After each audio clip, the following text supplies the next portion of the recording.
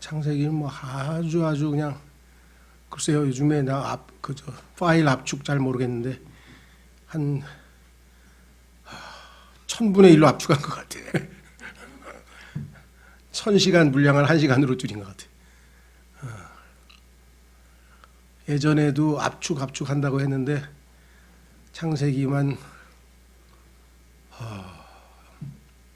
84시간인가? 창세기만 84시간에 걸쳐서 한 것 같은데 비교적 그래도 좀 한 구절 한 구절 읽어가면서 했었죠. 예, 또 기회가 있겠죠. 창세기도 다시 성경에서 가장 중요한 책 중에 하나고 모든 것의 뿌리니까. 자, 두 번째 책은 출애굽기. 그런데 애굽은 이집트를 어떻게 옛날 성경에 그냥 애굽이라고 해가지고 지금도 애굽이라고 알아듣는 사람이 있는지 모르겠어요. 요즘 세대는 거의 못 알아듣겠죠. 예, 이집트라고 하는 나라입니다. 예, 이집트. 근데 이제 옛날 시대에 구약 시대에 세계 최강의 첫 번째 제국이었죠. 그래서 세상 역사에서도 보면은 아까 우리가 아브라함의 고향이 있었던 그 메소포타미아지요. 거기를 그 비옥한 초승달 지역이라 그래요. 왜냐하면 그 지역이 이렇게 달 모양으로 땅이 이렇게 돼 있어요. 그리고 거기를 메소포타미아라 그러는데 메소라고 하는 말은 중간이란 뜻이에요. 포타미아란 말은 물이란 뜻이에요. 그래서 티그리스 강하고 유프라테스 강 두 개 사이에 물 있죠. 물이 있고 물인데 물 사이에 있는 지역이 세계에서 제일 먼저 문명이 발전된 지역이에요. 그래서 메소포타미아 문명 그러는데 그 메소포타미아는 물 사이란 뜻이에요. 물 가운데 물과 물. 그 지역이 아브라함의 고향이에요. 근데 제일 먼저 우상이 판치던 지역이에요. 거기가 바벨론 제국이에요. 바벨론 제국. 계시록 19장 17장에서 하나님이 멸망시키는 그 두 제국의 이름이 바벨론이죠. 자, 그래서 그 다음에 두 번째가 이제 이집트 문명이죠. 이집트 문명. 그 다음에 이제 여러분 잘 아는 이제 황하 문명이라 그래가지고 인도가 있고, 그다음에 중국이 있고, 그 다음에 인더스 문명이 인도가 있고, 세계 4대 문명 중에서 이 두 개가 성경에 등장하는 배경이에요. 그래서 그 중에서 이제 이집트는 가장 세속적이고 세상적인 것. 그냥 모든 걸 즐기고 먹고 마시고 막 그런데 앞장선. 그러니까 요즘으로 치면 그냥 요즘 분위기에 딱 맞는 데가 이집트예요. 이집트. 그 다음에 조금 종교적으로 막 이렇게 제사도 지내고 우상 숭배도 하고 막 이런 데는 이제 메소포타미아고. 어쨌거나 이 이집트에서 하나님의 백성들이 노예 생활을 했습니다. 그래서 우리는 세상이죠. 이 세상에서 죄의 노예가 돼서 살아가는 이 세상의 인간들의 모습을 하나님께서 여기서 딱 보여주는 거죠. 그런데 이 하나님의 백성을 하나님께서 어떻게 구출시키느냐. 그래서 예수님께서 유월절, 여기 나와는 유월절 어린 양으로서 피를 흘리고 우리 죄값을 십자가에서 갚으신 것은 바로 자신의 백성을 애굽에서 탈출시키는 것과 우리의 구원과 정확하게 매치가 되죠. 예, 그래서 출애굽기는 구속의 책입니다. 여기 나와 있는 거 탈출인데요. 세상으로부터 탈출, 죄로부터 탈출. 그래서 탈출이라는 단어의 의미고요. 영어의 엑소더스라고 그러죠. 엑소더스. 자, 그래서 구속의 책인데 이 구속의 책이라는 이 책은 탈출이라는 단어는 헬라어에서 나온 것으로 밖으로 나온다는 뜻이다. 창세기와 출애굽기 사이에서 자그마한 가족 집단이 처음에 갈 때는 처음에 기근, 다시 말해서 가뭄이 들어가지고 이제 원래 살던 가나안 땅에서 하나님께서 이집트로 내려가라 그래가지고 이제 70명이 내려갔는데 그 사람들이 400년 동안 있으면서 나올 때에는 약 200~300만이다. 근데 정확하게 알 수가 없는 것은 어른, 성인 남자만 60만 명이었다. 이렇게만 써 있으니까 성인 남자만 60만 명에서 이제 뭐 이렇게 가족을 한 서너 명으로 치면 뭐 한 200~300만쯤 될 거다. 이렇게 추정할 것 뿐이죠. 그래서 nation, 이게 중요해요. 이제 민족이 되었다. 하나님의 목적은 하나님의 그 백성들이 조그마한 부족으로 되어 있는 게 아니라 한 민족이 되는 거죠. 그런데 이 민족은 아까도 말씀드렸습니다만 세상의 다른 민족들하고 달리 하나님이 선민, chosen 뽑았잖아요. 선택했잖아요. 그래서 이것은 세상으로부터 구별됐기 때문에 세상으로부터 구분되어진, 분리되어진이란 단어가 영어의 거룩한이란 뜻이에요. 거룩한. 우리말로. 그래서 거룩한 민족. 그래서 홀리 네이션이 된 거예요. 홀리 네이션. 그러니까 이 사람들은 세상의 즐거움과 뭐 세상을 위해서 하는 게 아니라, 명예를 위해서 하는 게 아니라 하나님을 섬기기 위해서 존재하는 목적, 하나님 몫으로 따로 떼어놓은 것, 이거죠. 그죠? 어렸을 때 보니까 그 아버지가 늦게 돌아오시면 자녀들이 이제 밥은 먼저 먹어야 되잖아요. 그렇죠? 아버지가 너무 늦게 돌아오시면. 그럼 이제 아버지 밥, 그다음에 아버지 반찬 뭐 이런 거 따로 딱 떼어 가지고 이렇게 했는데, 예를 들면 뭐 갈치도 제일 가운데 있는 제일 좋은 거, 하여간 뭐 제일 좋은 거는 다 빼 가지고 딱 차려놓고 이거 아버지가 손대지 말라. 아버지 몫으로 요걸 거룩이라 그래. 구별시켰어요. 딱 떼어놓고. 이 거룩한 민족이 된 거예요. 이 민족이. 그래서 성경에 보니까 민족들 가운데 하나로는 여기지 않겠다. nations, 일반 민족하고는 다르다 너희는. 홀리 네이션이니까. 그래서 이스라엘이 이제 거룩한 백성이 된 거예요. 거룩한 민족이 됐죠. 자, 출애굽기 분석은 그 A, B, C 자세한 거는 여러분들이 성경을 직접 읽을 때 이것을 도표를 이걸 보면서 이렇게 좀 도움을 받으시라고 써놓은 거고, 전체적으로는 큰 글자만 보겠습니다. 노예였던 백성이 구원을 받는 게 1장서부터 12장까지 나와요. 두 번째는 구원받은 백성이 이제 홍해를 건너서 이집트와 분리가 됩니다. 그렇죠? 예, 그 얘기가 13절에서 18절까지 나오고, 그 다음에 세 번째 맨 밑으로 내려가시면 분리된 백성이 거룩하게 성별됨. 이제 하나님께로 성별되는데, 그 성별되는 과정에 유명한 하나님이 성소를 지어라, 거기에 모여라, 이렇게 하는 장면이 나옵니다. 자, 그래서 네 번째로 넘깁니다. 맨 끝에 세 단계로 나눴죠.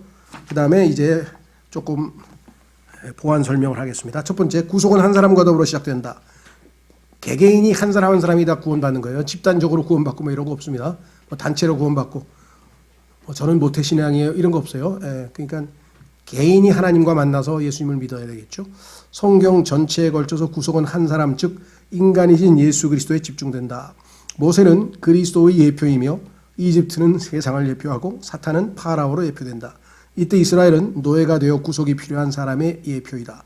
속박의 집에 갇혀있던 이스라엘에게는 친족 구속자가 필요했다. 유대인 출신 중에 한 사람이 대신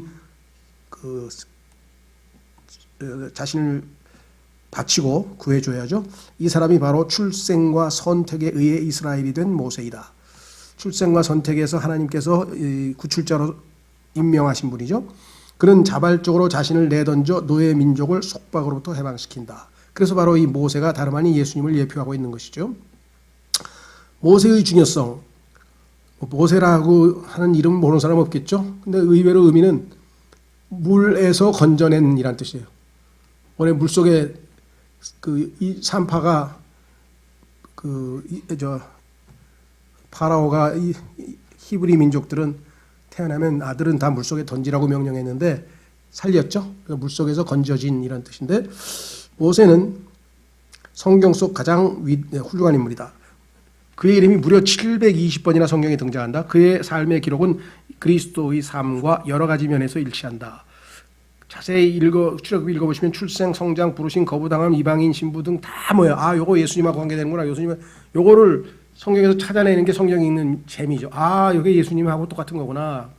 그 중에서 신명기 18장 15절에 보시면 모세와 같은 대언자 하나를 너희에게 세우겠다. 그래서 사복음서에 보면 그 모세와 같은 대언자가 바로 예수 그리스도라는 사실을 성경에서 밝혀놓고 있죠. 예. 자, 신적 권능을 보여주심. 모세는 초자연적인 능력을 행사했죠. 여러분 잘 아시는 것처럼 출애굽할 때 막대기로 탁 내리치니까 홍해가 갈라졌잖아요. 자, 이스라엘은 오늘날 우리가 죄의 권능으로부터 스스로를 구출할 수 없는 것과 마찬가지로 인간의 의지로 죄에서 이겨난 사람을 봤습니까? 죄하고 싸워서 이긴 사람은 없어요. 100% 이긴 사람은 항상 뭐 조금 견디고 막 이랑 뭐 조금 뭐 하게 해서 나름대로 이렇게 뭐 성인도 있고 무슨 뭐 이 돌을 닦는 사람도 있지만 결국에 가서는 다 무너지고 넘어졌죠. 그렇죠? 자, 그래서 파라오부터 해방될 수 없다. 그들은 속박하에 태어나 사망하에 허덕였다. 이때 모세가 신적 권위를 갖고 등장하여 권능을 행사함으로 파라오의 왕궁을 무력화시켰고 이때 이집트의 신들 역시 무기력하게 심판을 받았다. 이집트에 무슨 뭐 파리신, 모기신, 뭐 하여간 별 희한한 신들을 다 섬겼어요. 신들이 한두 가지가 아니잖아요. 그 신들이 다 10개의 그 신들이 다 심판을 받았죠. 하나님의. 이 모든 모세의 사역은 오시게 될 예수 그리스도의 구속 사역을 미리 보여준다고 하겠다. 그래서 하나님께서 파라오 앞에 가서 내 백성을 가게 하라 하고 네가 선포하라고 모세에게 시켰죠. 그래서 유명한 이 Let my people go. 흑인들은 미국 그 노예 생활에서 자기들을 벗어나게 해달라고 했을 때 이 성경 구절을 따다가 흑인 연가를 만들어서 불렀잖아요. Let my people go 뭐 이런 거 있잖아요. 이게 거기서 따온 거예요. 내 백성을 가게 하라. 내 백성은 세상에서 살 사람들이 아니다. 세상과 구분되어져야 된다. 하나님이 나를 섬기게. 이유가 뭐예요? 나를 섬기게 보내라. 자, 세 번째 피에 의한 구속. 구속은 그저 이루어지는 게 아니라 대가가 치러져야죠. 출애굽기는 죄인의 구속은 유월절 어린 양의 피 흘림에 기원하고 있음을 분명히 보여준다. 개인 각자가 이 피를 피난처로 삼아야 한다. 후일 침례인 요한은 예수님을 가리켜 보라 세상 죄를 제거하는 하나님의 어린 양이라고 했다. 자, 이스라엘 백성을 하나님께서 이제 구출해 내는데 10가지 재앙의 맨 마지막 재앙은 뭐냐? 9가지 재앙을 통해서도 끝까지 고집을 부리고 완악하고 아주 강팍한 마음을 보여서 이 파라오가 순종하려고 했다가 도로 빼고 해서 계속 그렇게 했죠. 그러니까 하나님께서 이게 마지막, 이게 이제 결정타죠. 그래서 뭐냐? 이집트에서 태어난 모든 장자, 그러니까 파라오의 맏아들서부터 해서 짐승의 첫 새끼까지 싸그리 다 하나님께서 죽인다.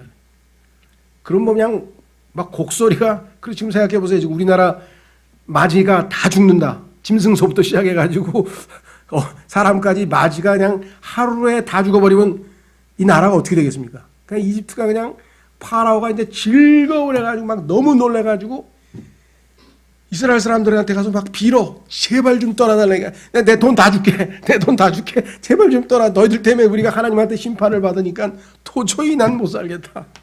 이렇게까지 된 거예요. 그렇게까지 되도록 이 파라오가 악착같이 아우 이 노예 이거 부려먹으면 참 좋은데 요거 아까워서 어떻게 보내지 막 요러고 있는 거예요. 그러다가 그냥 결정을 하나님께 두들겨 맞는데 그래서 어떻게 했느냐? 싹 다 죽었어요. 그런데 하나님께서 이스라엘 백성이 뭐라냐면 너희는 너희 사는 곳집에 양 한 마리를 잡아서 죽여. 그리고 그 양의 피를 양쪽 문 기둥과 문 위에 세 군데 이렇게 하면 십자가가 되죠. 십자가 이렇게 하면 십자가. 일부러 그렇게 하지 않아. 십자가 여기 세 군데다 바깥에다 피를 발라. 양의 피를.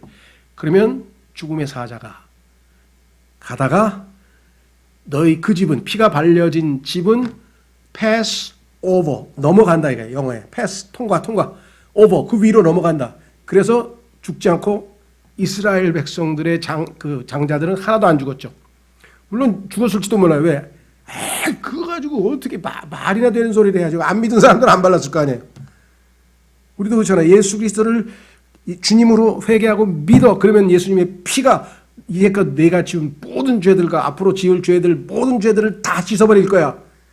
에이, 그거 안 믿은 사람이 지금 우리 대한민국에 얼마나 많아요.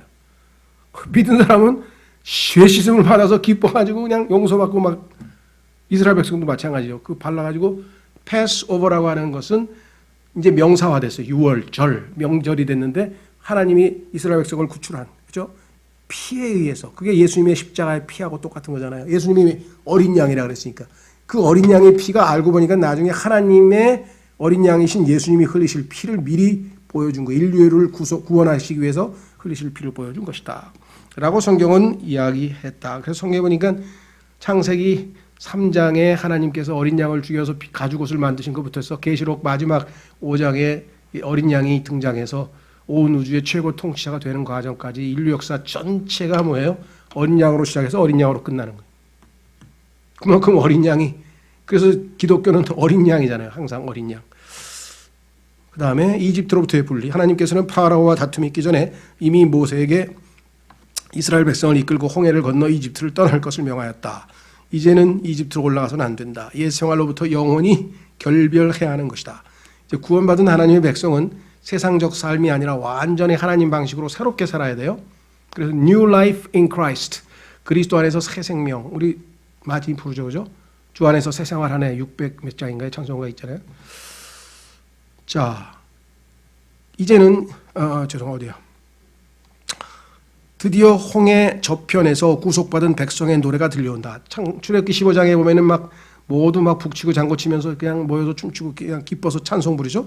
구원받은 사람은 찬송하지 않을 수 없다. 그래서 세계 어느 종교와 달리 기독교는 찬송이 엄청나게 많고 중요해요. 찬송가의 숫자도 셀 수가 없이 많아요. 그렇죠? 요즘에는 불교에서도 찬송 참불가가 있다고 얘기를 들었는데 그거는 이제 배운 거죠. 예전에는 없었잖아요. 그죠? 예. 그래서 성경은 그리스도인들은 찬송을 하지 않을 수 없다. 그러나 구원의 후에 삶과 경험이 모두 즐거운 것만은 아니다. 왜? 우리의 몸 안에 죄가 여전히 버티고 있어가지고 옛 생활 우리를 이끌고 가고 육신으로 이끌고 가려고 계속 그러다 보니까 할 수 없이 광야에 훈련이 필요하다. 옛 생활을 빨리 제거하는 훈련이 필요하다. 이 내용이 어디에 나오냐? 민수기에 나와요. 민수기라고 하는 책은 광야 생활이에요. 훈련받는 생활이에요. 힘들어요. 그러니까 사람들이 야, 예수 믿을 때는 엄청 좋았는데 그 후에 진짜 힘들어. 진짜 힘들어. 광야에 계속 머물면 힘들어요. 빨리 가나안으로 들어가면 이제 젖과 꿀이 흐르는 땅에서 그냥 풍성한 삶을 누려야 되는데 광야에서 그렇죠. 6주 동안 논산훈련소에서 훈련받을 땐 정말 군대 생활 힘들어요. 근데 자대에 가면 편해요. 좋은 거 많아요. 근데 훈련만 받고 앉았으니까 힘들지. 어떡하겠어. 누가 훈련 계속 받으랬나. 빨리 자를 내려놓고 자를 요단강에 묻고 자를 내려놓고 빨리 건너가면 될 거 아니에요. 율법에 대해서 그게 로마서 7장에 그러니까 로마서 6장 7장만 건너가면 그 다음에 그냥 죄와 생명의 법, 사망과 생명의 법에서 죄와 사망의 법에서 벗어나서 성령의 생명의 법 아래 살면 돼. 법이 바뀌어서 이제 나는 적용이 달라. 그 다음에 율법. 구속받은 백성에게 새로운 삶의 지침으로 율법이 주어진다. 이제는 하나님의 법을 따라 살아야 돼요. 근데 문제는 이 법을 육신으로는 못 지켜. 그래서 유대인들이 지키겠다고 그냥 자신만만하게 지킬 겁니다 했을 때 벌써 무너진 거야. 그렇게 거룩한 삶을 그걸 우리가 어떻게 지켜요? 우리는 죄인입니다. 불쌍히 여기소서 해야 되는데 목을 빳빳하게 하고 알겠습니다. 지키겠습니다. 이러면 벌써 빗나간 거죠. 죄인임을 깨달으라고 준 건데 율법이. 이제까지는 모든 것이 은혜였다. 그러나 시내산에서 이스라엘은 느닷없이 하나님의 거룩한 법을 지키겠노라고 약속했다. 이게 교만이죠. 이 율법이 주어진 기본 목적은 죄를 드러내고 하나님의 두렵고 떨리는 거룩하심을 놀라운 방식으로 제시하는 것이다. 자, 신약에서는 로마서 8장 4절에 이 율법이 우리 힘으로는 안 되기 때문에 우리 안에서 성취된다고 로마서 8장 4절에 지난번에 기억나시죠? 우리 안에서 성령에 의해서 성취되는 거지 율법을 완전히 지키실 수 있는 분이 온 우주에 딱 한 분 예수님인데 예수님이 내 안에 사셔야 이게 이루어지지. 이게 어떻게 되겠어요? 이게 불가능한 거죠. 장막, 이게 이제 중요한 겁니다. 출애굽기에서 제일 중요한 단어 중에 하나 장막인데요. 출애굽기의 상당 부분이 성막의 묘사에 할애되어 있다. 사실 성경에서 무려 50장, 50챕터가 이 성막을 다룬다고 하겠다. 성막은요, 오늘날 치면 그냥 텐트인데 어떤 텐트냐? 색깔이 오소리로 가지고 있고 그 다음에 하여간 여러 가지로 해서 바깥에서 보면 그냥 시꺼먼 지붕이 시꺼먼 그냥 텐트예요. 그런데 하나님은 그 텐트가 왜 이렇게 중요한지 왜 내가 거기서 하나님의 백성을 만나겠다는 거예요. 하나님께서 하나님이 죄인들을 하나님의 백성들을 만나는 장소니까 중요한 거잖아요. 그런데 그게 나중에 보니까 예수 그리스도가 바로 그러니까 이제 그게 이동식 장막이었다가 나중에 가나안으로 가면 북박이식 성전이 되고 그 다음에 예수 그리스도께서 십자가에서 죽으시면서 자신이 바로 성전이고 그렇죠?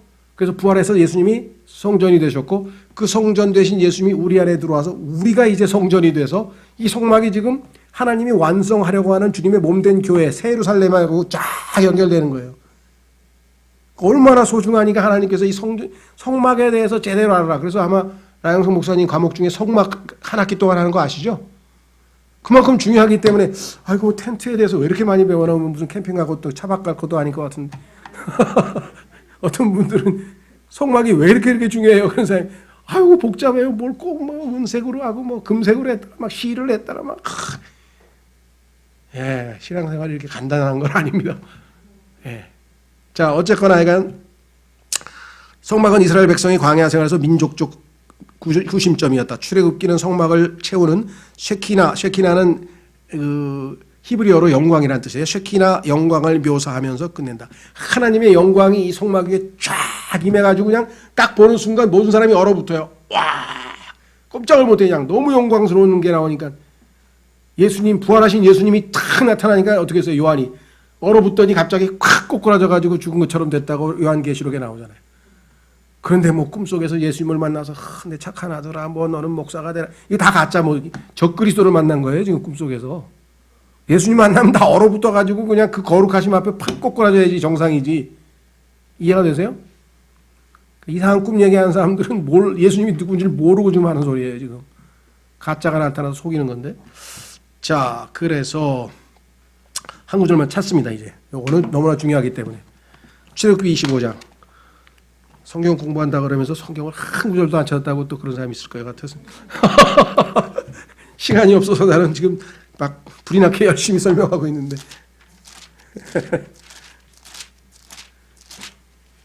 어떤 사람 또 이놈의 교회 오니까 그냥 피곤해가지고 그냥 편안하게 듣고 싶은데 막 성경을 자꾸 또 찾으라 그러는데 힘들어 죽겠는데 여기가 무슨 교회야? 학교지? 그리고 또 교회 나간 분도 있어요. 나한테 써보냈더라고요. 나는 교회를 다니고 싶었지 학교를 다니고 싶지 않습니다. 아유, 좋은 교회 가시라고. 출애굽기 25장 8절 엄청나게 중요한 구절입니다. 여기서부터 그냥 처음부터 끝까지 성막 얘기만 나와요. 보세요. 또 내가 그들 가운데 거하도록. 야, 옛날에 예를 들면 왕이 그 노예들이나 그 백정들이 사는 촌을 뭐라 그러죠? 있잖아요. 조선에도 보면 막 천민들 막 사는 촌이 있잖아요.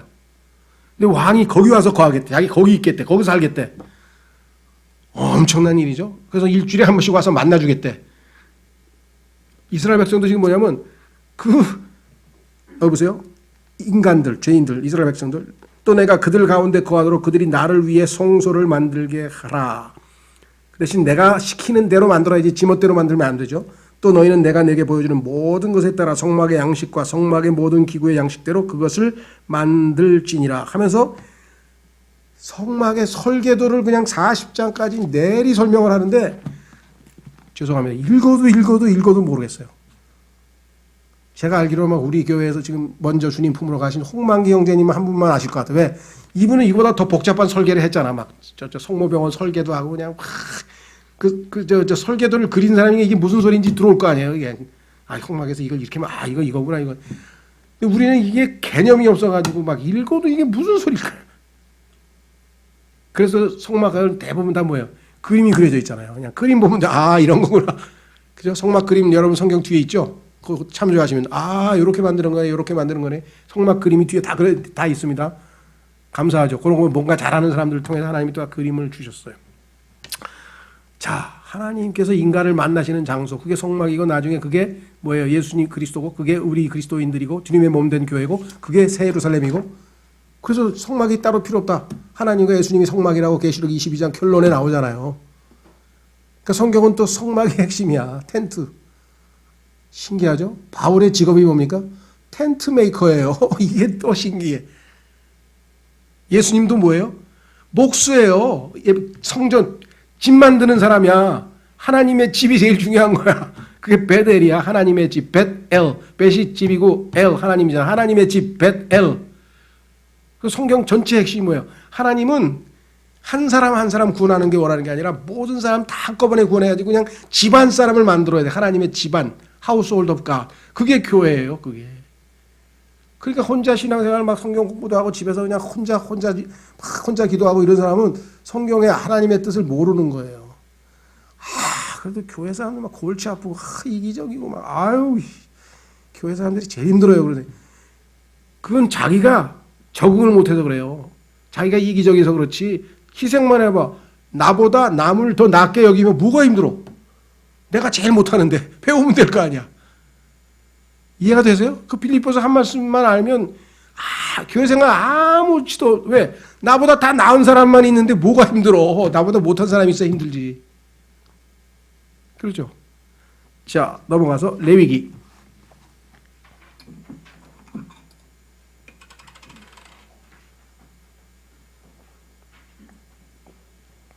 레위기의 핵심적인 주제는 거기 나와 있죠. 거룩한 삶.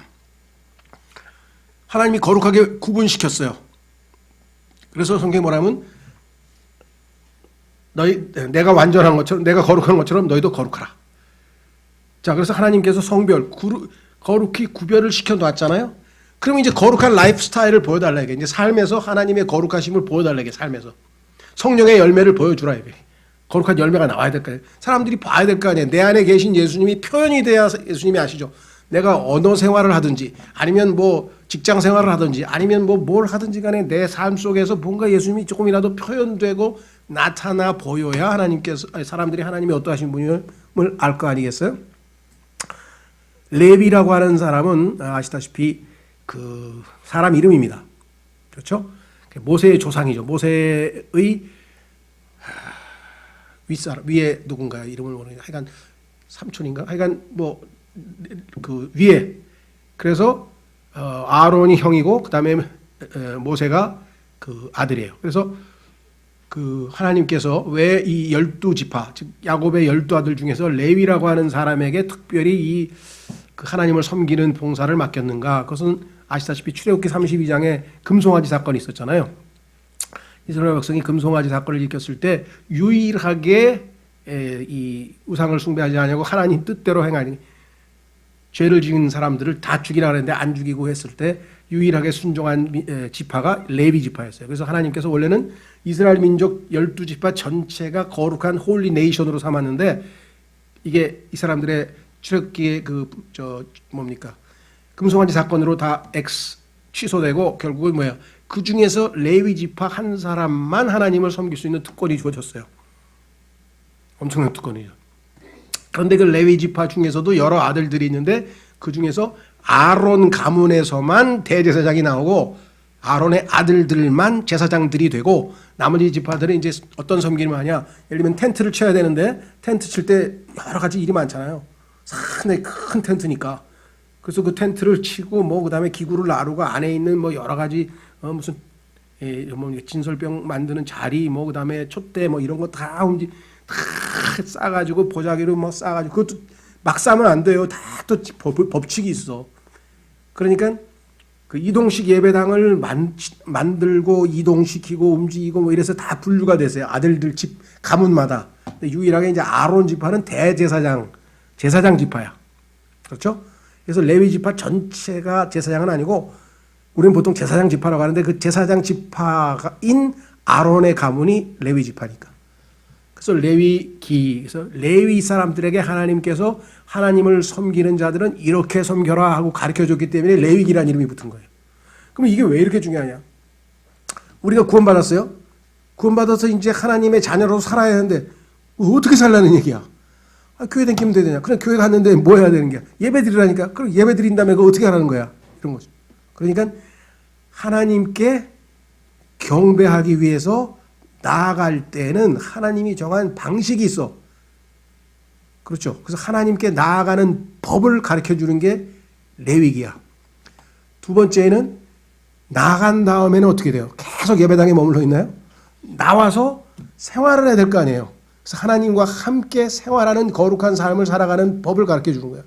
그러니까 레위기는 딱 두 가지로 되어 있어요. 하나님께 예배드리러 경배하러 나아가는 법을 가르쳐주고 경배가 끝난 다음에 일상생활에서 거룩한 삶을 사는 방법을 가르쳐주고 그거 안 가르쳐주면 어떻게 신앙생활해요? 세상에서 열심히 살던 사람이 아무것도 모르는 사람이. 이해가 되시죠? 네. 자, 그래서 어떤 의미에서는 우리에게는 창세기 출애굽기보다 더 중요해요. 왜? 출애굽기는 죄인이 구원받는 얘기를 한 거잖아요. 근데 구원받은 성도가 어떻게 살아야 되는지를 가르쳐주는 책이니까 어떤 의미에서는 레위가 중요한데 읽어보니까 정말 힘들더라. 왜? 뭔 재물이 이렇게 많고 뭐가 많고 막 읽어도 뭔 소리인지는 안 들어오는 거예요. 번제 헌물에다 무슨 헌물에다가 막 헌물도 있고 막 뭐 어떻게 드리는데 뭐 짐승을 죽여가지고 뭐 각을 떠가지고 뭐는 뭐 뒤에 내장은 갖다 버리고 뭐 똥은 떠에다가 갖다 버리고 막 읽다 보니까 머리가 복잡해지고.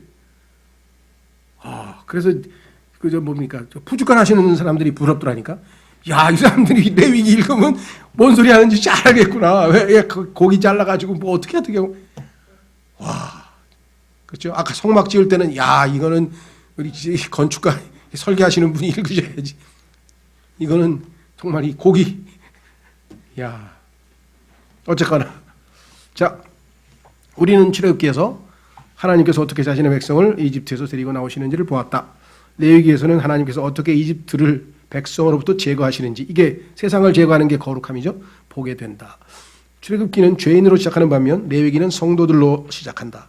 출애굽기는 속박의 땅에서의 탈출 방법을 보여주는 반면 레위기에서는 하나님의 성소 안으로 들어가는 법, 경배하러 들어가는 법을 보여준다. 막 들어가면 안 돼요. 하나님이 정하신 법이 딱 있어. 그 법칙 어기면 그냥 즉사하네, 즉사. 그래가지고 그냥 들어가다가 그냥 즉사한 사람이 있잖아요. 그 이름이 뭐야? 이름도 잊어버렸네. 아비후인가? 뭐하고 아비후인가 그렇죠? 나답과 아비후. 예, 그 두 아론의 아들인가요? 아들들 둘이 그냥 죄송합니다. 이런 표현을 쓰면 안 되는데 그래도 재밌게 하게 겁대가리 없이 들어갔어. 그냥. 하나님이 시키는 방법대로 안 하고 필요 없어 하고 술 취해가지고 들어가가지고 성경에 보면 나중에 그게 암시돼 있어요. 왜? 하나님께서 술 취하지 말라고 바로 그 다음에 고명령을 해. 그러니까 이놈들이 술 취했구나. 그래가지고 그 거룩한 곳에 가서 지멋대로 막 경배하고 이러면 안 되는 거예요. 성경이 뭐랬어요? 영과 진리로 경배하라 그랬지 언제 지멋대로 경배하라 그랬나요? 그러니까 이걸 모르는 사람들이 너무 많어.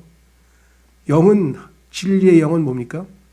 성령께서 내주하시고 그 다음에 하나님의 말씀이 진리잖아요. 그럼 하나님의 말씀에 입각해서 성령의 인도하심을 따라 영과 진리로 영이신 하나님께 경배해야 하나님이 기쁘게 받으시는데 막 지멋대로 막 성경에도 없는 거 막 이게 곤란한 얘기잖아요. 그렇죠? 예. 뭐라더라? 그저 모델들이 이렇게 워킹하는 걸 뭐라 그래요? 뭐. 예? 런웨이 예배를 드린다 그래가지고 무슨 모델들이 왔다 갔다 하면서 예배를. 야, 내가 정말 레위기를 한번 읽었으면 그런 짓은 안 할 텐데. 자, 희한한 일도 다 벌어져요 지금. 그래서 하나님은 엄격하게 레위기에서 자세하게 이 방법대로 안 하면 다 무효. 그렇죠. 우리도 뭐 올림픽이나 이런 데서 무슨 규칙 어기거나 뭐 법칙 어기거나 이건 나중에 다 이게 무효되잖아요. 그죠? 정말 중요한 얘기가 써 있습니다. 여기 써 있어요. 출애굽기는 구출의 책임 반면 레위기는 헌신의 책이다. 경배하고 하나님을 섬기는. 레위기와 출애굽기의 관계는 서신서와 사복음서의 관계와 같다고 할 수 있다. 그 얘기는 뭐냐면 사복음서는 예수님의 삶에 관한 사건, 예수님과 관련된 여러 가지 사건, 역사 기록이죠. 반면에 서신서는 예수님의 삶의 의미를 설명하는 거예요. 예수님이 왜 그렇게 사셨는가, 예수님이 왜 죽으셨는가, 예수님이 왜 살아나셨는가, 이 의미를 설명하니까 서신서를 읽어야 예수님이 하신 모든 사건들의 의미를 깨달을 수 있잖아요. 그러니까 출애굽기에서 이런 일들, 저런 일들이 벌어졌는데 그게 무슨 의미를 갖는가를 설명하는 게 레위기란 말이에요. 자, 출애굽기에서는 유월절 어린 양이 소개되고 믿음으로 소유하게 되어 결국 희생제사가 확고해졌다. 레위기에서는 이 희생제사의 교리가 더 자세히 확립된다. 죄인은 희생제사가 드렸다. 6월절 어린 양이 잡았어요. 그래서 피를 다 발랐어요. 끝. 완성. 구원 완성. 사실만 알기만 하면 되지만 이제 성도가 됐잖아요. 그럼 어떻게 돼요? 이보다 더 많이 알아야 되는데 그럼 하나님 앞에 어떻게 나가면 되는가? 그 방법을 알아야 되겠죠. 그래서 성도는 희생제사가 의미하는 바를 알 필요가 있다. 희생제사 사건으로 나는 구원받았다만 알면 안 되고 그게 무슨 의미일까를 알아야죠. 레위기 전체와 민수기 처음 10장은 출애굽이 있었던 그 해의 바로 다음 해 둘째 해 첫째 달 첫째 날부터 둘째 달 20날까지 걸쳐 있다. 그러니까 요 기간이 굉장히 짧아요. 한 50일 정도 있으면서 하나님께서 모든 예배 방식을 다 가르쳐 준 거예요. 레위기는 하나님께서 성막으로부터 모세에게 말씀하심으로부터 시작된다. 아까 성막 완성했잖아요. 그래서 하나님께서 쉐키나서 하나님이 영광이 그냥 그 성막에 쫙 입으면서 출애굽기가 끝났는데 그 성막에서부터 하나님이 이제 말씀을 딱 하시는 것으로부터 레위기가 시작이 된다.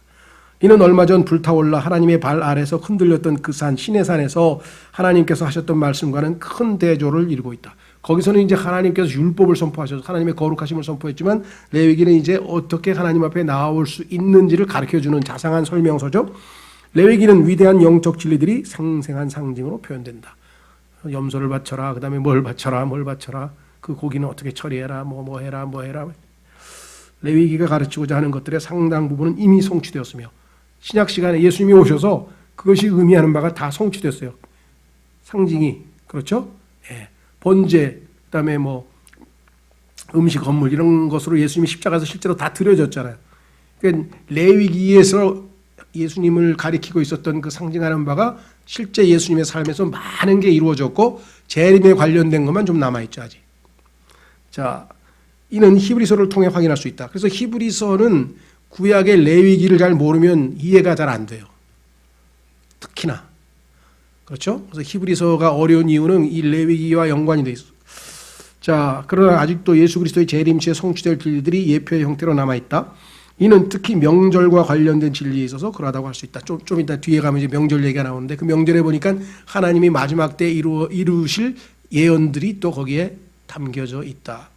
자, 레위기를 분석합니다. 이것도 큰 글자로만 보겠습니다. 첫 번째, 하나님께 나아가는 길. 웨이라고 하는 것은요, 우리가 길거리 아시죠? 길이라는 단어도 있고 그다음에 방법이라는 뜻도 있어요. 이거를 해석하는, 그죠? 그것에 도달하는 길, 도달하는 방법. 그래서 우리가 보통 생활 방식 할 때도 the way of life. 그다음에 우리의 생각, 사고 방식도 the way of thinking. 그 way란 말은 길인데 이게 방식 또는 삶의 스타일 이런 데 쓰이죠. 하나님께 나아가는 방법은 엄격해요. 조금이라도 거룩하지 않은 게 섞이면은 하나님 절대로 안 받으시. 불순물이 조금이라도 섞이면 절대로 안 받으시. 자, 그래서 1장서부터 10장까지. 두 번째, 하나님과 함께 걸음. 그러면 경배만 하고 끝날 거냐? 아니죠. 주일날 여기서 은혜 받고 말씀으로 충만해서 야, 이제 이렇게 살아야 되겠다. 나가서 실제 그렇게 살아야 될 거 아니에요. 그러면 walk with God. 아까는 way to God. 하나님께로 나아가는 것. way to God. 이번에는 walk with God. 하나님과 함께 걸어야 돼 이제. 에베소서에 뭐예요? 성령 안에서 걸어라. 성령을 따라 걸어라는 거지. 그렇죠? 에베소서가 천상에, 하늘에 있는 천상에 예수님과 함께 앉혔잖아요. 그게 경배야. 예수님과 함께 앉아서 교제하고 경배하고. 근데 그것만 끝나는 게 아니라 그다음 뭐야? walk, 걸으라 이거죠. 그런데 방해꾼이 나와서 마귀가 막 그냥 전쟁하려고 그러고 막 우리를 괴롭히고 어떻게 해요? stand, 견디라 이게 딱 서 있으라 이게 넘어지지 말고. 그게 계시록 에베소서 6장이잖아요. 에베소서 전체가 그 세 단어로 이루어진다 그랬죠. 하나님과의 경배 교제, 그다음에 거룩한 삶, 그다음에 견뎌내서 승리하고 이기는 것. 그렇죠? 네. 두 번째, 세 번째, 하나님을 경배함. 실질적으로 이제 어떤 내용들이 여기 쭉 나와 있고요. 그 중에서 거기에 이제 그 주의 명령들, B에 나와 있는 주의 명절들은 우리가 조금 뒤에 살펴보겠습니다. 넘어가셔서 맨 끝 부분 24장에서 27장까지는 이제 하나님을 증언함, 어떻게 증언하는지에 대한 설명이 좀 보완, 일종의 부록같이 들어있습니다. 자, 그러면 하나님 앞에 나아갈 때는 빈손으로 가면 안 돼. 반드시 헌물을 가지고 가야 돼. 그렇죠? 그러니까 어떤 사람들 그걸 또 신약에다가 막 억지로 적용해가지고 야, 빈손으로 가면 안 돼. 뭐 1,000원이라도 들고 가시 안 돼. 뭐 이런 사람이 있는데 그거하고 아무 상관없어요.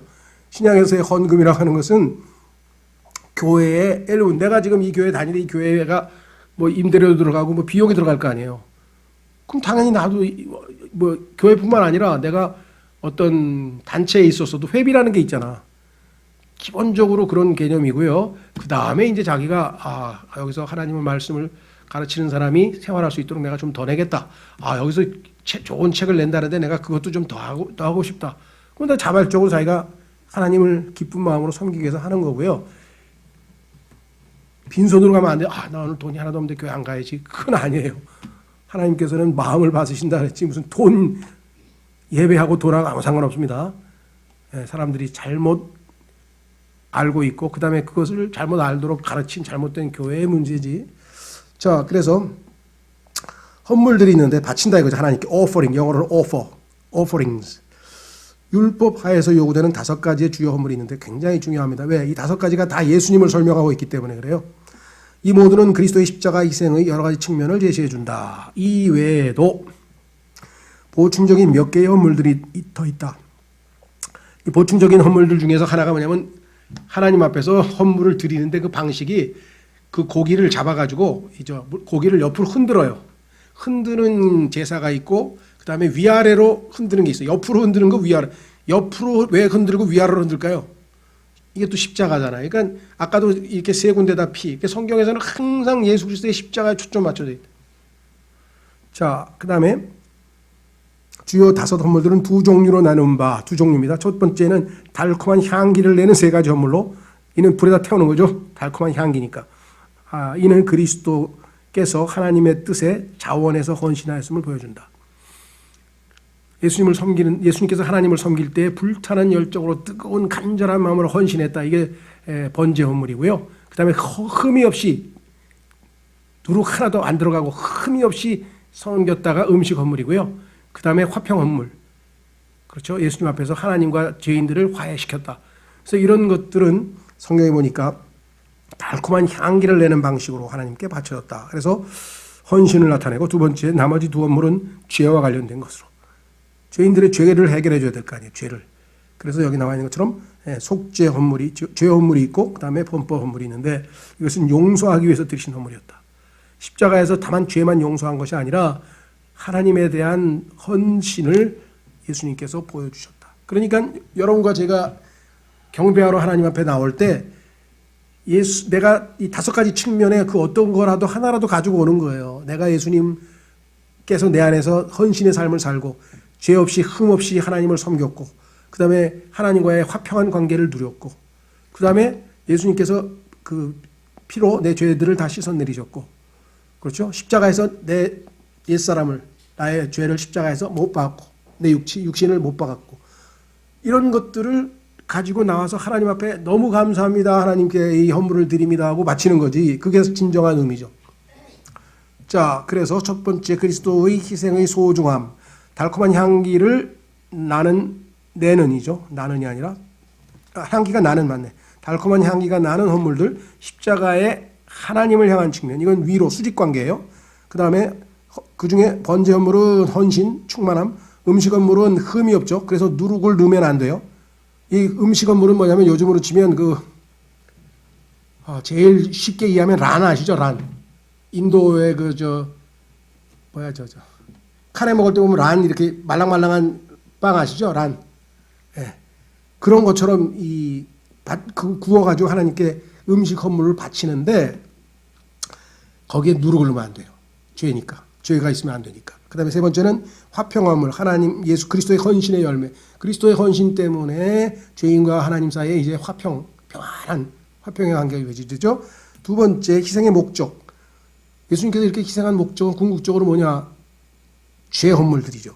십자가의 인간을 향한 측면. 첫째, 인간의 죄를 어떻게 해결하느냐. 죄 헌물과 범법 헌물이 있는데요. 죄의 원칙 부분, 그 다음에 죄의 실천 부분. 이게 조금 어려운데 이걸 이해하는 사람들이 별로 없어요. 워치만 리의 정상적인 그리스도인이라고 하는 책에 보면은 다른 책들보다 많이 강조하고 있는 게 뭐냐면 죄와 죄들이에요. 죄가 죄 헌물에 해당하는 거예요. 그러니까 지금도 우리 몸 안에 죄가 여전히 있다 그랬죠? 그 죄를 얘기하는 거야. 그런데 내가 죄에게 내 몸을 안 드리니까, 안 주니까 죄들은 생산은 못해. 죄가 지금 공장은 딱 있어가지고 언제든지 만들려고 그러는데 재료가 없어. 왜? 내가 죄에게 안 가고 예수님께로 가서 죄가 아닌 성령의 열매를 맺고 있어. 죄의 일이 아니라. 그런데 잘못하면 다시 기회를 주면 죄가 뭐예요? 제품을 다시 만들어. 그 죄들이야. 그러니까 죄들은 예수님의 피로 씻을 수 있어요. 그런데 죄는 피로 씻어지지가 않아. 이게 죄는 원칙이기 때문에 이거 어떻게 해요? 십자가에 못 박아야 돼. 공장을 어떻게 씻어요? 공장은 폐쇄시켜야지, 폐쇄. 그래서 공장을 폐쇄시키기 위해서 십자가에 못 박은 것이고, 그러면 공장이 가동이 안 되니까 죄들이 안 나와야 되는데, 우리가 다시 속아서 옛 삶의 방식으로 우리 자신을 재료를 공급해 주니까 죄가 또 죄들을 짓는다. 죄들과 죄를 정확하게 구분해서 알아야 돼. 그렇죠? 죄들을 지으면 자백하면 되잖아요. 용서받는다 그랬으니까 요한일서 1장 9절에. 근데 죄 자체는 그 여전히 우리 몸 안에 계속 거하고 있다 그랬잖아요. 이 죄가 나를 속여서 제품을 못 만들게 하려면 뭐예요? 폐쇄됐다는, 죽었다. 그렇죠? 우리의 옛사람은 죽었다. 나는 죽었다. 십자가에 못 박혀 있다. 라고 하는 것을 믿음으로 붙들어야지만 더 이상 제품을 생산 못하죠. 두 가지. 그래서 영어의 sin, 그 다음에 sins 두 가지. 구약의 유대인들은 아마도 이들 헌물들의 예표적 의미를 그저 희미하게 이해했을 것이다. 우리는 예수님을 아니까 이거 예수님에 대한 얘기구나 하고 알았지만 이 사람들은 이게 와 이렇게 복잡하지 하나님 섬기는 게 진짜 어렵다 했을 거예요. 그래서 진짜 구약시대에 태어난 거를 너무 감사하게 생각합니다. 자, 옛 시절, 시옷을 붙이십시오. 옛 시절이 아니고 옛 시절부터 하나님께서는 하나님께 다가갈 근거로서 희생제사를 강조하셨다. 모든 이스라엘 사람들은 이를 알고 있었다. 그래서 아담, 아벨, 노아 그리고 아브라함 모두가 희생제사를 드렸었다. 이제는 이 제도가 체계화되어야 할 시점으로 히브리 종교의 핵심 부분을 차지하게 된다. 미리미리 한 번씩 하나님께서 쭉 리허설을 한 다음에 드디어 이제 딱 시스템화해서 제도를 만들어서 하나님께 나오는 자는 이렇게 해라 하고 유대교라는 종교가 만들어진 거죠. 번제 헌물은 경배에 사용되었으니 이는 모든 것이 하나님을 위한 헌물이었기 때문이다. 희생물의 등급의 차이를 하나님께 드리는 경배를 각자의 수준에 맞게 드려져야 하기 때문이다. 죄 헌물은 자 여기 그러니까 번제 헌물이라고 하는 것은 뭐냐면요. 등급이 있어요. 뭐냐면은 그 사람의 영적 헌신의 정도에 따라서 어떤 사람은 숫소를 바치고 어떤 사람은 양을 바치고 뭐 조그맣게 그 크기가 다 다르죠. 그다음에 죄 헌물은 실수, 나약함, 무지 및 모르고 지은 죄들을 담당하였다. 이 헌물에 관한 모든 것은 죄인으로 하여금 죄의 심각성과 그에 대한 책임 그리고 죄송합니다. 의 대가를 보여준다. 속죄입니다. 속죄. 죄를 속하려면 대가가 필요하다. 속죄의 대가를 보여준다. 죄는 심각한 병으로 완전한 치유가 필요하다. 그 다음에 범법 헌물은 죄로 인해 불쾌해지신 하나님과 속임당한 자에게 보상을 동반해야 된다.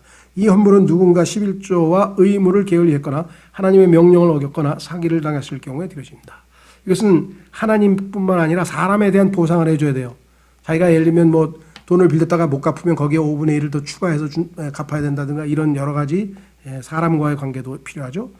그 다음에 화평헌물은 앞서 언급된 새 헌물에 담겨있는 헌신과 속죄의 개념을 담고 있지는 않다. 이것은 뭐냐? 이 헌물은 교제를 위한 것으로 화평이라 그랬죠. 하나님과 우리 사이의 관계가 화평하게 됐다.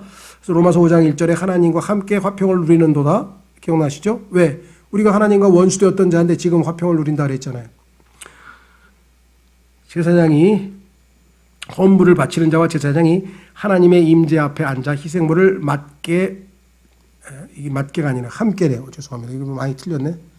함께 나눠 먹는 거죠. 함께 먹으며 축하하는 것이다. 이것은 구약의 주의 만찬 같은 것이다. 음식 헌물은 이 5가지를 짧게 설명합니다. 하나님께 예물을 바치는 것으로 속죄의 수단이 아니었다. 이것은 인간의 노동의 산물로 하나님께 희생의 방식으로 섬김, 즉 봉사를 하는 것이다. 그래서 음식을 만들어서 밀가루를 농사를 지어서 밀가루를 곱게 빻아서 그걸로 하나님께 이렇게 케이크를 만들어서 바치는 거죠. 자, 율법을 어겨 하나님의 진노를 두려워하는 한 이스라엘 사람이 양심의 가책을 느껴 자기 양을 제단으로 끌고 오는 모습은 흔히 목격된다.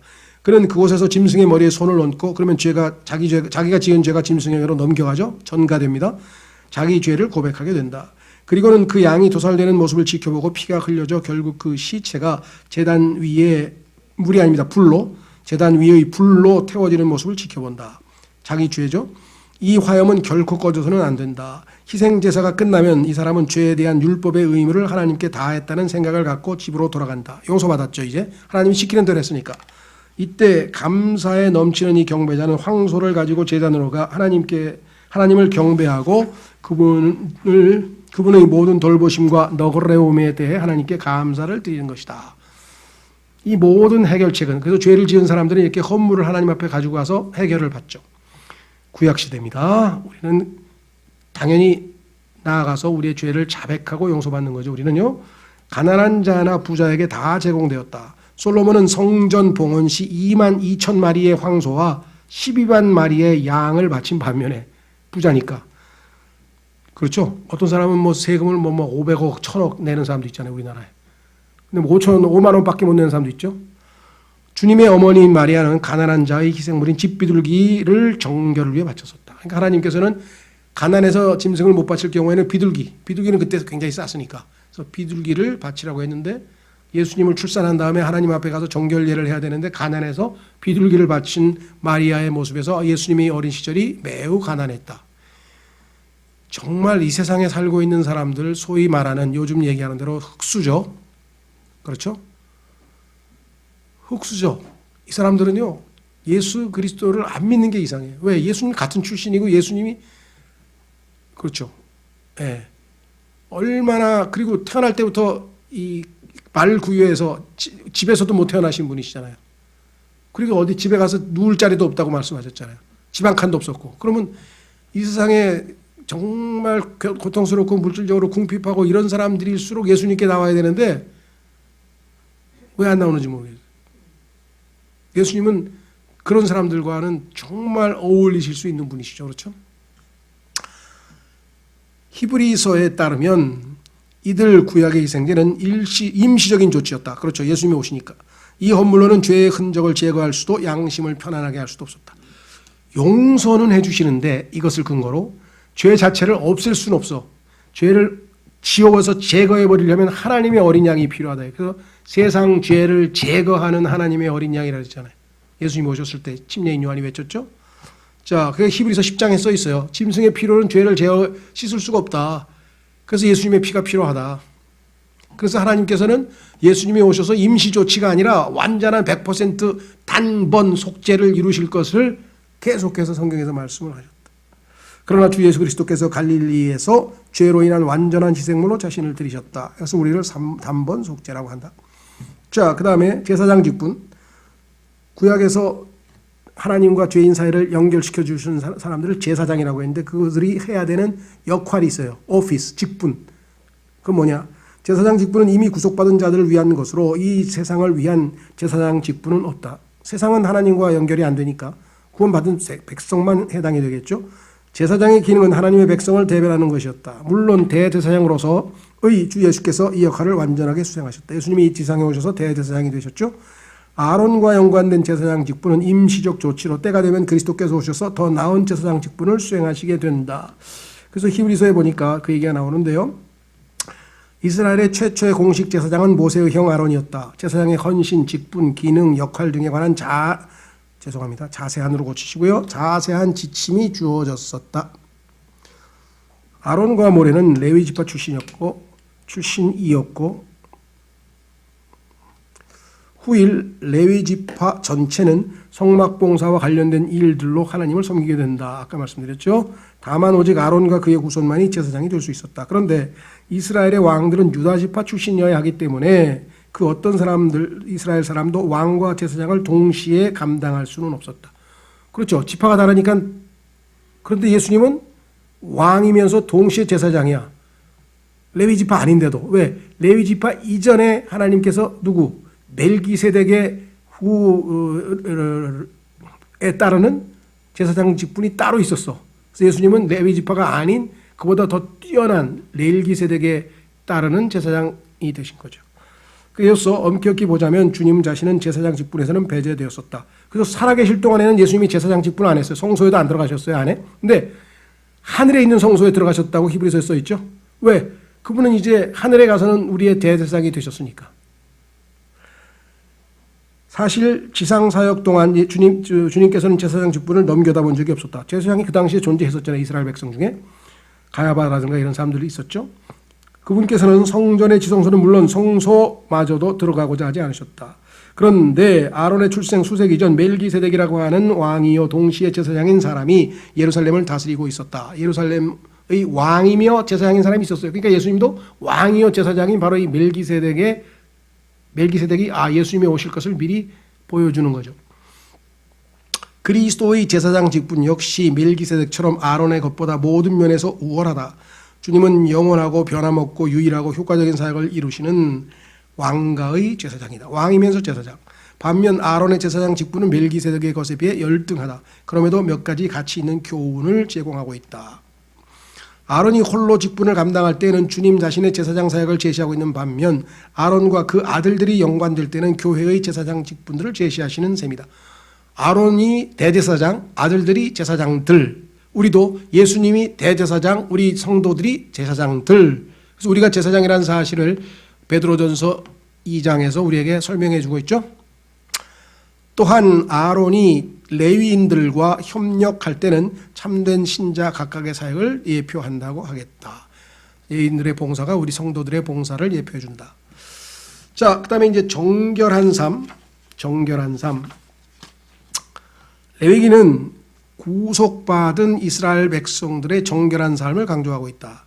11장의 위생법은 의학적인 관점에서뿐 아니라 믿는 자들에게 여러 가지 영적 교훈을 제공해 준다. 출생, 나병, 유출 등과 관련된 법 역시 그러하다. 그래서 특히 죄가 가져오는 여러 가지 결과들에 대해서 하나님께서 자세하게 설명했는데 그중에 제일 유명한 것이 나병입니다. 우리가 세상에서 얘기하는 요즘 한센병이라고 쓰죠. 그 나병이 죄의 특징과 아주 일치합니다. 여기서 지금 시간이 없어서 설명 못하지만 그래서 그 전염성이라든가 그 죄와 이 나병의 특성들을 잘 보여주는 장면이 이 레위기 12장에서 15장이고요. 그 다음에 16장에서 속죄일이라고 하는 특별한 날을 하나님이 정하셨어요. 이 속죄일이라고 하는 것은 이스라엘 명절들 중에서 이 6번째 끝에서 2번째 명절인데 이 명절은 예수님이 재림하셔서 장막절, 즉 예수님이 오시기 직전에 이스라엘 백성이 회개하고 속죄한다는 의미에서 속죄일인데 이것은 뭐냐, 히브리어로는 욤키퍼라 그래요. 욤키퍼. 이 욤키퍼는 전 세계적으로 유대인의 명절로 알려져 있기 때문에 서양이라든가 이런 데서는 이 다이어리에다가도 다 이스라엘의 욤키퍼를 다 적어놓고 이때에는 뭐 유대인들의 영향력이 강한 나라에서는 휴일로 다 정하기도 하고 그래요. 우리나라에도 보면은 미국계 뱅크 오브 아메리카라든가 이런 데 다이어리 보면은 욤키퍼가 다 써 있습니다. 거기에. 휴일로 다 적혀져 있죠. 자, 그만큼 이들에게는 중요한데 왜냐? 이스라엘이 지금 예수님을 거부하고 2000년 동안 지금 계속 지금 고난 속에 있잖아요. 이들이 드디어 스가랴서 12장에 보면은 회개하고 예수님을 받아들인단 말이죠. 그렇죠. 그날이 욤키퍼야. 속죄일. 그리고 장막절로 예수님이 지상에 재림하시는 거예요. 그러니까 이 속죄일은 주님이 오시기 전에 이스라엘이 완전히 정결케 돼서 속죄된다는 것을 상징적으로 보여주는 건데 1년에 한 번씩 대제사장이 딱 한 번 민족 전체의 죄를 그 지성소 안으로 들어가서 용서를 받았어요. 1년에 한 번씩. 자, 그래서 16장에 묘사된 속죄일은 이스라엘의 큰 날이다. 그 의식은 실로 인상이 깊다. 마음을 깊이 살핀 후 민족 전체의 죄를 제거한다. 이날 대제사장은 성막 안 지성소로 1년에 한 번입니다. 들어갈 허락을 받는다. 그는 언약궤의 위 긍휼의 자리에 피를 뿌린다. 속죄일의 가르침은 그리스도의 완성된 사역과 하나님의 백성을 위해 주께서 하나님의 앞에 나타나 계심을 보여준다. 이 제도로 인해 이스라엘은 가장 최고 수준의 거룩함을 유지해야 했다. 자, 그 다음에 그의 명절들이 나옵니다. 자, feast. 라틴어나 스페인어로는 fiesta, feast. 우리나라에서는 명절 또는 절기 뭐 이러는데요. 종교들마다 온갖 절기가 많지만 우리가 의외적으로 크리스마스, 부활절 이거는 기독교의 절기가 아닙니다. 기독교의 명절이 아니에요. 그러니까 로마 카톨릭이 성경에도 없는 걸 자기들이 이방 종교를 믿던 사람들이 기독교로 개종을 했는데 기독교에 보니까 절기가 없어. 절기가 필요 없어. 왜? 예수님이 다 절기야. 우리는 매주 일요일마다 절기를 지키는 거야. 왜? 그게 바로 6월절이잖아요. 성경에 보니까 고린도전서에. 그렇죠. 우리는 매주 이미 1년 52주 매주 명절을 지키니까 따로 명절 지킬 필요가 없는데 과거에 우리 이방 종교에 있을 때는 바코스 축제 때 그냥 진탕 마시고 한번 놀았는데 뭐 했는데 막 이러니까 교황이 안 되겠다. 명절을 만들어주자. 그래가지고 막 부활절 만들고 크리스마스 만들고 그다음에 뭐 성모 승천일 만들고 뭘 만들고 해가지고 막 잔뜩 만들었는데 다른 거는 다 안 하더니 기독교에서 뭡니까? 이 크리스마스하고 부활절 받아들였죠. 그다음에 사순절도 받아들였죠. 성경에도 없는 걸 막 제멋대로 만들어. 아까 얘기했잖아요. 하나님이 정한 법대로만 하라 그랬잖아요. 이거 다 제멋대로 한 거예요. 이런 거는 하나님 받으실 리가 없어요. 근데 사람들은 잘 몰라. 그냥 기독교 그냥 이거 크리스마스 12월 24일 예수님 오신 날이 아니에요. 예수님 9월이나 10월에 가을에 오셨어요. 장막절에 오셨고요. 그렇죠? 예. 부활절하고 유대인들의 파스쿠와 유월절하고 날짜가 비슷하니까 갖다 붙였는데 전혀 아니고요. 이런 엉터리들이 너무너무 많은데 다 속고 있잖아요. 성경만이 유일한 권위 있는 최종적인 권위가 되어야 되겠죠. 자, 이스라엘의 명종들은 자신들의 역사에 있어 중요한 사건들을 기억나도록 하기 위해 하나님께서 정하신 것이다. 이 명절들은 온 땅이 하나님께 속해 있음을 공식적으로 인정하기 위해 제정된 것이다. 이 명절들은 민족의 단결을 유지하도록 해주었고, 이를 알게 된 여로보암은 예루살렘에 있는 다윗의 왕좌에 반역한 10지파의 왕국을 세우고 새로운 명절들을, 인간 명절들이죠, 만들어 예루살렘과 성전과의 관계를 끊고자 했던 것이다. 이렇게 반역이 있었죠. 율법에 명시된 명절들은 어린 자녀들에게 여러 가르침을 주는 도구로도 쓰였다. 이거 왜 이렇게 명절을 왜 지키는 거예요? 그러면 이제 역사적 의미를 설명해 줘야 되겠죠. 6월절 어린 양서부터 시작해서 1년 동안 7번의 명절을 지켰는데 처음 4명절은 연초에 계속해서 지켰고 나머지 3명절은 7째 달에 연속해서 지켰다. 그래서 하나님께서 3번을 모이라고 했어요. 그 대신 명절은 7종류예요. 처음 4명절은 그리스도의 초림을 통해 문자적으로 성취되었으며 나머지 3명절은 재림 때에 문자적으로 성취될 것이다. 중간의 시간적 간격은 초림과 재림 사이의 간격으로 교회 시대에 해당된다. 그러니까 오순절서부터 시작해서 교회 시대가 쭉 지속되다가 나팔절에서 이제 이스라엘 백성이 드디어 등장하고 속죄일에서 환란이 끝나고 드디어 장막절에 예수님이 지상재림을 하는 것으로. 그래서 3, 1, 3인데 처음에 있는 오순절도 교회 시대를 출발을 의미하기 때문에 우리는 4, 3으로 일단 나눴죠. 여기서는요. 첫 번째 6월절은 출애굽기 기록된 대로 모세 시대 이집트로부터의 탈출을 기념하기 위한 것이요. 아까 얘기했죠. 패스오버, 넘어가신다. 이는 구속을 보여주며 예표적으로 우리를 위해 희생당하신 우리의 유월절, 우리 유월절 어린 양 그리스도. 그래서 고린도전서 5장 7절에 예수님을 우리의 유월절 어린 양. 무교절은 한문이죠. 없다, 교. 이거는 누룩입니다. 누룩이 없는 절기라. 그 얘기는 뭐냐면 성경에서 누룩은 부패의 상징이죠. 빵에다가 이스트를 집어넣으면 빵이 부풀어 오르죠. 예. 그래서 부패의 상징. 그래서 이 하나님께서는 이스라엘 백성은 이 세상에 부패와는 상관이 없이 거룩한 백성이기 때문에 이날 이 명절에는 누룩 있는 빵을 먹지 말고 누룩 없는 빵을 먹어라. 그럼 맛이 없죠. 그렇죠? 자, 이 명절은 그다음에 쓴 나물. 그래서 주님을 섬기는 삶이 이 땅에서는 십자가의 고난의 삶이라고 하는 것을 보여주기 위해서 쓴 나물을 먹어야 된다 그랬죠. 이 명절은 유월절과 연관된 명절이다. 누룩은 성경에서 일관성 있게 악과 악한 교리를 상징한다. 이스라엘은 이 명절날 집안에서 모든 누룩을 없애야 하고 지금도 이스라엘 사람들은 유대인들은 이 명절을 오면 집안에 누룩 다 싹 찾아가지고 갖다 버리죠. 7일간 누룩 없는 빵을 먹어야 한다. 이로써 구속에 이어 성별된 삶이 있어야 함을 알 수 있다. 세 번째 초실절. 이 명절은 첫 열매니까요. 예수님께서 자신이 첫 열매라고 그랬죠. 그래서 구원받은 우리들도 첫 열매들이 됐습니다. 하나님께 바쳐졌죠. 그래서 이것을 첫 열매의 명절인데 수확을 봉헌하는 것으로 이 땅에 있을 곡물 수확의 시작을 보여준다. 보리에 이삭이 취해졌고 그 주 앞에서 아까 흔든다 그랬죠. 보리의 수확이고요. 나중에 오순절에 가면 그건 밀 수확입니다. 그러니까 보리 수확, 밀 수확, 그 다음에 올리브 같은 과일 수확이 셋으로 나눠져 있어요. 추수가. 첫 번째 추수에 해당하는 거예요. 그래서 초실이죠. 열매가 첫 번째니까 초실. 이 명절은 일주일의 첫날이 이루어졌으며 그리스도의 부활을 예표한다. 오순절, 이삭을 흔든 날부터 즉 초실절이죠. 초실절로부터 50째 되는 날, 오순 아시죠? 순자는 열이란 뜻이잖아요. 오순절. 그래서 5 곱하기 10 하면 51제죠. 자, 밀가루 반죽 2덩이가 하나님께 드려져 흔들어졌으니 아까 흔든다 그랬어요. 곡물 수확의 완성을 의미했다. 예표적으로는 오순절 때 오순절은 죄송합니다. 때가 차서 이런 뜻이죠. 때가 차서 성령께서 교회를 탄생시키고자 강림하신 달을 상징한다. 그래서 오순절날 성령 강림하신 것 여러분 잘 아시죠? 사도행전에 기록 나와 있는 것. 예. 그런데 놀랍게도 이 오순절은 구약시대에 성령께서 구약시대에는 율법을 주신 날이에요. 그런데 신약시대에는 뭐예요?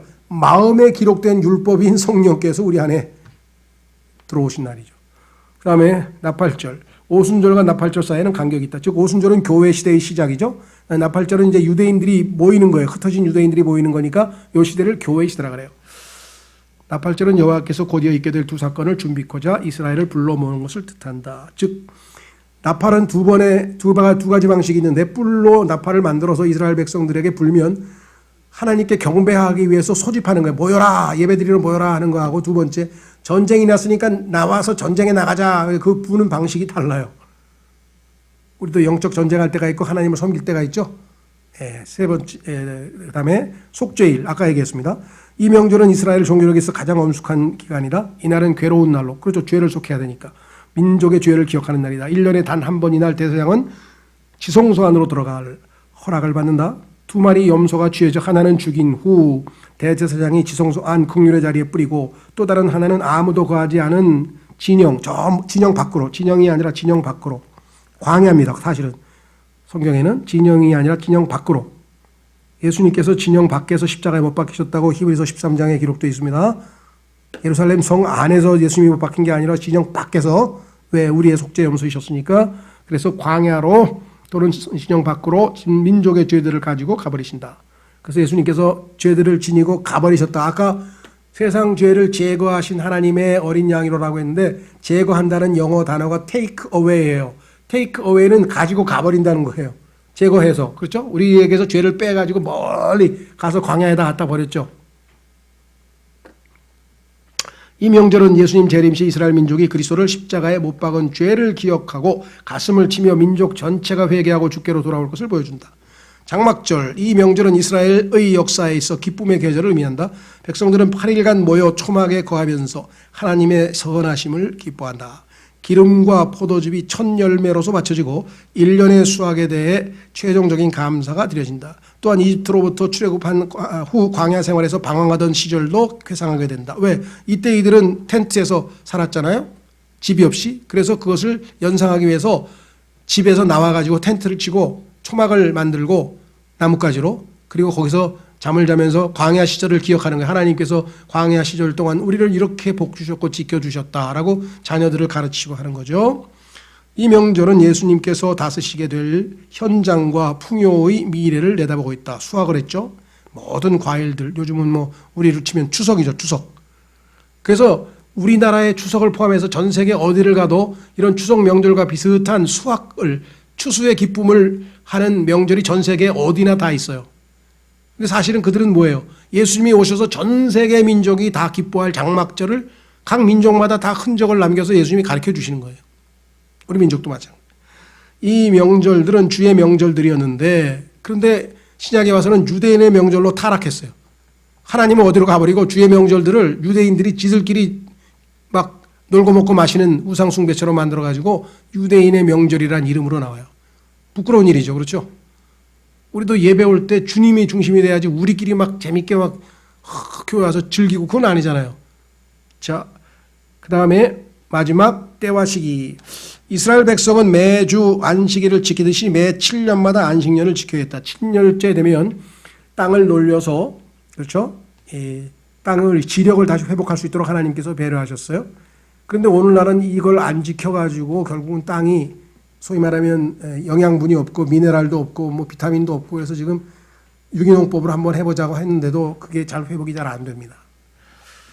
이때 땅은 안식을 얻게 된다. 더불어 희년 또한 지켜져야 되는데 49년이 지나고 50년째 되는 해는 특별히 기념의 해로 지켰다. 하나님께서는 50년을 희년이라고 하는 명칭을 붙여서 77이 49, 안식년이 7번 지난 다음에 50년째 되는 해를 희년으로 정했고, 이때는 기쁘다, 이게 주빌리, 영어로 주빌리, 기쁨의 해인데, 왜냐? 모든 것이 다 회복되는 거예요. 자, 예를 들어보세요. 제가 지금 살다가 빚을 졌어요. 내 땅을 담보로 맡기고 돈을 빌렸어. 근데 희년이 50년째인데 지금 한 30년째쯤에 내가 돈을 빌렸어. 그러면 아직 희년이 되려면 20년 남았죠. 그러면 20년이 지난 다음에는 내 땅을 다시 돌려줘야 돼요. 완전히 빼앗는 게 아니에요. 왜? 하나님이 나에게 유업으로 주신 거는 그 누구도 손댈 수 없어요. 그래서 성경에 보면 땅은 사고 팔지 말라. 대한민국의 모든 부동산의 문제는 땅 투기 때문에 벌어진 거죠. 이게 다. 하나님 말씀대로 땅을 사고 팔지 않고 국가가 딱 쥐고 보세요. 홍콩이나 피츠버그 같은 경우는 성경적 경제관을 가지고 땅을 국가가 소유해요. 빌려줘. 나 저 공장 지어야 되는데요. 그런데 내가 지금 자본주의 방식으로 하면 10억 원을 들여서 땅을 샀어. 2억 원을 들여서 공장을 지었어. 그 다음에 공장을 가동하려니까 돈이 없어. 그냥 은행에서 빌려다가 뭐 제품을 만들어. 얼마나 힘들어요. 그런데 국가가 너 땅 한 달에 100만 원씩만 내. 그 10억 원 안 들어가. 그러면 그 10억 원을 가지고 제품을 만들어서 생산성 있게 해서 돈을 벌어서 국가에다가 임대료를 내면 되는 거예요. 그러니까 이게 성경적 방식이고 이와 같은 그 성경적 경제학자가 헨리 조지라고 해서 토지 공개념을 포함해서 하여간 freedom from poverty, 가난으로부터 벗어나는 길, 그 방식을 도입한 나라, 홍콩, 피츠버그 다 잘 살아요. 하나님께서 토지 투기 안 하는 데는 다 잘 살아요. 이건 뭐 지금 여기서 길게 얘기할 건 아니고 하나님께서는 인간에게 모든 걸 다 알려줬기 때문에 성경을 믿고 순종하면 복을 받는다. 레위기는 하나님께 드려지는 어디 갔어? 이 해에는 모든 빚이 취소되고 모든 재산은 원주인에게로 돌아가야 한다. 이로써 하나님께서는 탐욕을 버리도록 가르치셨고 물질에 집착하는 철학을 제거하시고자 했다. 물질주의. 또한 이로써 약속의 땅은 하나님의 것임을 배우게 된다. 이 희년과 더불어 다른 명령들을 지키지 못한 죄로 인해 이스라엘은 그 땅에서 쫓겨난다. 그래서 결국은 70년 동안 490년 동안 하나님의 명령에 불순종했기 때문에 땅은 7년에 한 번씩 놀아야 되는데 490년 동안 못 놀았잖아요, 땅이. 그래서 70년 동안 이스라엘 백성들을 저 망명시키고 땅은 놀렸어요, 하나님께서. 야생 동물들이 왔다 갔다 마음대로 살 수 있도록. 하나님이 정확하시죠. 그래서 70년 동안 포로 바벨론에 가 있었죠. 레위기는 하나님께 드려지는 서원의 법으로 마무리된다. 우리는 하나님께 드리는 약속은 꼭 지켜야 함을 배운다. 레위기 전체에 걸쳐 하나님의 백성은 거룩해야 함을 훈계받는다. 하나님의 구속받은 백성은 집에서나 도로 위에서나 직장에서나 교회에서나 정직생활에서나 사적생활에서나 항상 어느 곳에 있든지 언행에 있어 거룩한 삶을 유지해야 한다는 것이 레위기의 메시지이다. 예. 그래서 원래 1시간씩 해서 1시간씩 해서 2시간 하려는데요. 보니까 내용대로 보니까 1시간 10분 하고 또 1시간 10분 했어요, 제가. 그래서 예전에는 그 90분씩 했었는데 하루에 2시간을 다 하다 보니까 90분씩 까게 하기는 힘들고 아무래도 1시간에서 1시간 10분 사이로 해서 이렇게 두 번을 계속하면 우리가 39권에 대한 이런 방식의 개요를 아주 좀 압축해서 그냥 전체적인 핵심 메시지를 배울 수가 있습니다. 아, 레위기란 책이 이런 책이었구나 이렇게 아시고 그 다음에 읽어가면서 아까 거기에 나와 있는 분석표대로 아, 여기에서 이 내용이 들어있고 이 생에서 읽어가실 때 도움을 받으시면 되겠죠. 예. 수고하셨고요. 아까 말씀드린 것처럼 이 시간은 재미있는 시간 아닙니다. 조금 인내하시고 그래도 한번 내가 구약성경 전체에 대해서 한번 공부해보고 싶다. 그러면 계속해서 나오시고 또 이 주변에 있는 분들에게도 추천하시고요. 마치겠습니다.